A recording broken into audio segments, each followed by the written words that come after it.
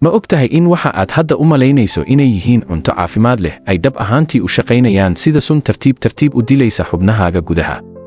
Dadka badankiisu waxay iska eegaan dufanka iyo saliidda, laakiin waxay iska indha tiraan hal shay oo ku qarsoon ku dhowaad meel kasta oo ka mid ah waxyaabaha aad maalin walba iibsato. Haddii aad dareento daal joogto ah, haddii maqaarkaaga uu finan ka soo baxayaan, ama haddii aad dib kala kulanto inaad dhimto miisaanka inkastoo aad jimicsi samayso, dhibaatadu ma ahan dadaal la'aan. Dhibaatadu waa wax ku jira jikadaada oo aad u joogtayso sidii biyaha, laakiin dhab ahaantii ah cadowga koowaad ee caafimaadkaaga. Maanta waxaan kala dhigdhigi doonaa xaqiiqada dhabta ah ee ku saabsan sonkorta iyo sida ay u soo gaabiso noloshaada. Annagoo eegayna waxyaabo aysan shirkadaha waaweyn marnaba rabin inaad ogaato, dad badan ayaa u haysta in dhibaatada keliya ee sonkortu leedahay ay tahay inay ilkaha kaa xumayso ama laga yaabo inay sonkorow kugu keento markaad weynaato. Laakiin xaqiiqadu way ka qoto dheer tahay intaas.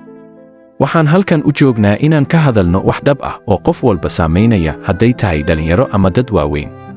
Waxaan rabaa inaan ku tuso jidka aad dib ugu heli lahayd tamartaada iyo caafimaadkaaga adigoo fahmaya hal cadow oo keliya.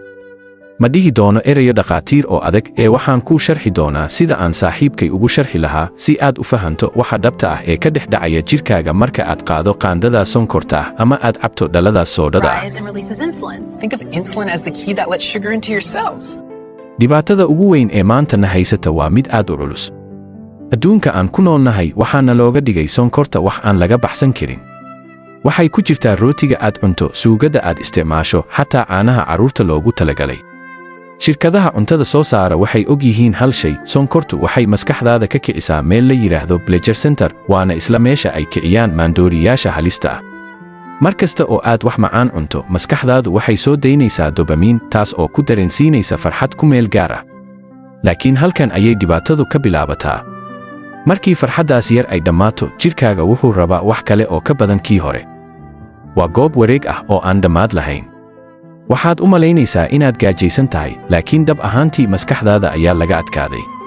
Tani ma aha daciifnimo xagga doonistaada ah, ee waa falgal kiimiko ah oo jirkaaga ka dhex dhacaya. Aan u dhaadhacno gudaha jirkaaga si aan u aragno waxa dhabta ah ee dhacaya. Marka aad cunto sonkor badan, beerkaaga ayaa ah xubinta koowaad ee culayska weyn ku dhaco. Beerka wuxuu u shaqeeyaa sidii warshad sifaysa wax kasta oo jirka soo gala. Laakiin beerku wuxuu leeyahay xad go'an oo uu ku xamili karo sonkorta, gaar ahaan nooca loo yaqaano fructose. Marka xadkaas la dhaafo, beerku ma rabo inuu iska tuuro tamartaas, markaas wuxuu bilaabaa inuu sonkortii u beddelo dufan. Dufankaas ma aha midka aad ku aragto dibadda jirkaaga oo keliya, ee waa mid ku hareeraysan beerka laftiisa. Waxaa laga yaabaa inaad maqashay beer baruur leh, far liver. Tani ma aha wax ku dhaca dadka khamriga cabba oo keliya, ee maanta waxay ku dhacdaa carruur yaryar oo aan weligood taaban wax khamri ah, sababtoo ah waxay iska badiyeen abitaanada macaanka badan iyo buskudka. Xubinta muhiimka ah ee loo yaqaan xameetida pancreas waxay leedahay shaqo culus. Waxay soo daysaa insulin si ay u xakamayso sonkorta ku jirta dhiigga. Mar kasta oo aad wax macaan cunto, xameetidaadu waxay u shaqaysaa sidii mishiin gurmad degdeg ah samaynaya. Waxay soo daysaa insulin badan si ay sonkortaasi ugu gudbiso unugyada jirka. Laakiin ka waran haddii mishiinkaasi uu shaqeeyo 24 saac oo aan nasasho lahayn. Muddo kadib, unugyadaadu way daalaan. Waxay bilaabaan inay albaabka ka xiraan insulinka. Arrintan waxaa loo yaqaanaa iska caabinta insulin resistance. Markay taasi dhacdo, sonkorta dhiigga ayaa ku haraysa dhiigga, waxayna bilaabaysaa inay gubto xididada dhiigga ee yaryar. Taasi waa sababta dadka qaba sonkorowga ay dhibaato uga kulmaan aragga indhaha, shaqada kelyaha, iyo xataa dareenka lugaha. Dhammaan waxaas waxay ka bilaabmaan hal qaado oo sonkor ah oo aan loo baahnayn oo maalin walba lagu daro nolosha. Saamayntu intaas kuma eka. Mararka qaarkood waxaad dareemi kartaa xanaaq badan ama farxad la'aan. Waxa kale oo dhici karta inaad dareento maskaxdaada oo caad saaran tahay oo aan si fiican wax kala diirada u saari karin. Taasi waa bararka inflammation ay sonkortu ku keento maskaxda.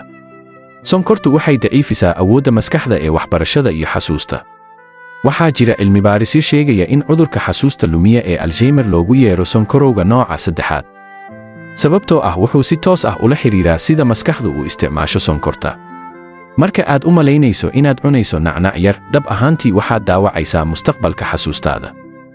Beenka kalooriyada, mid ka mid ah beenta ugu waaweyn ee nala baray waa in kalooriya walba ay la mid tahay kalooriya kale.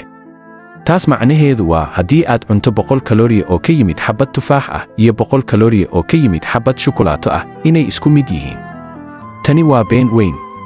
Tufaaxu wuxuu leeyahay fiberkaas oo gaabiya sida jirka u nuugayo sonkorta, wuxuuna leeyahay fiitamiino.